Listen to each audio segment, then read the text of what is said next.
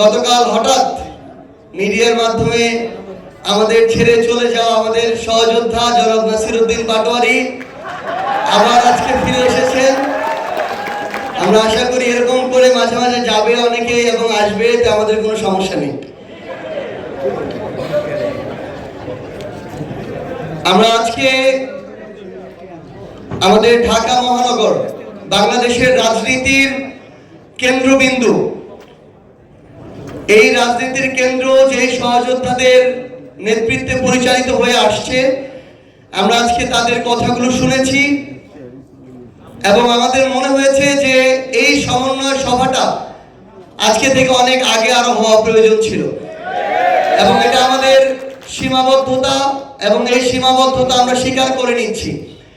কিন্তু আজকের পরে এই সীমাবদ্ধতা স্বীকার করে পার পেয়ে যাওয়ার আর সুযোগ আমরাও নিতে চাই না, কাউকে দিতেও চাই না।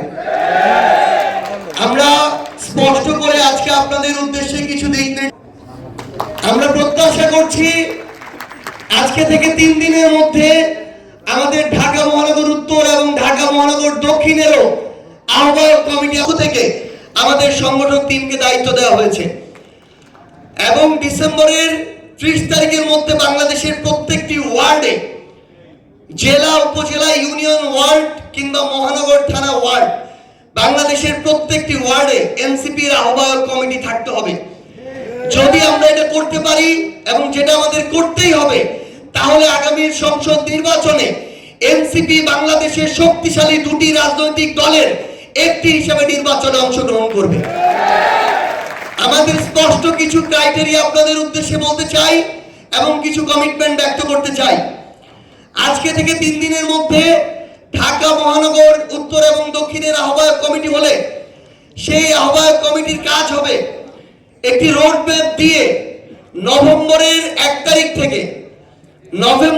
তারিখ থেকে প্রত্যেক দিন অন্তত 3টি থানায়, যেটি আপনারা বলেছেন যে আগের রাতে জানানো হয়, অন্তত 5 দিন আগে জানিয়ে দিতে হবে সেই রোড ম্যাপ। প্রত্যেক দিন অন্তত 3টি থানায় গিয়ে টানা 10 দিনে উত্তর এবং দক্ষিণ আলাদাভাবে প্রত্যেকটি থানায় গিয়ে সমন্বয় সভা করে তারপরে ওই থানার আহ্বায়ক কমিটি দিতে হবে। বাংলা মোটরের অফিসে বসে কোনো আহ্বায়ক কমিটি দেওয়া যাবে না। আমরা দলের প্রয়োজনে, রেজিস্ট্রেশনের প্রয়োজনে সমন্বয় কমিটি দিয়েছি। কার মাধ্যমে এই কমিটি যাচ্ছে, কারা কারা সদস্য থাকছে, আমরা সেটা যাচাই করতে পারিনি। কিন্তু আহ্বায়ক কমিটিতে এই সুযোগ থাকবে না। যে থানায় গিয়ে সমন্বয় কমিটি হবে না, ওই সমন্বয় কমিটি না হওয়ার পূর্বে মহানগর আহ্বায়ক কমিটি ওই থানার আহ্বায়ক কমিটি দিতে পারবে না। স্পষ্ট কথা, আমাদের এই থানাগুলোর নভেম্বরের 15 তারিখের মধ্যে আহ্বায়ক কমিটি লাগবে। আমরা যদি এটা নভেম্বরের 15 তারিখের মধ্যে পেতে চাই, তাও আমাদের মহানগর আহ্বায়ক কমিটি প্রায় 20 দিন সময় পাবেন।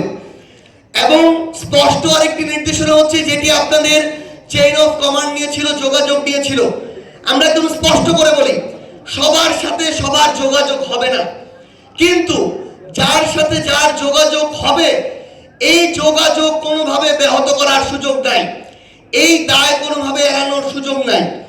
সেন্ট্রাল কমিটি, মুখ্য সংগঠক দায়িত্ব নিয়ে মহানগরের আহ্বায়ক এবং সদস্য সচিবের সাথে সকল প্রকার যোগাযোগ রক্ষা করতে হবে।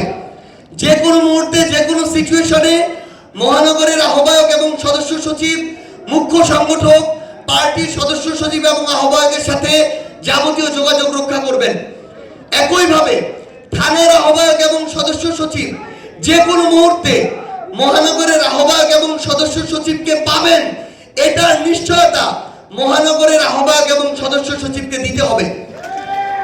একইভাবে ওয়ার্ডের আহ্বায়ক এবং সদস্য সচিব সার্বিক বিষয়ে থানার আহ্বায়ক এবং সদস্য সচিবের সাথে যোগাযোগ স্থাপন করবেন।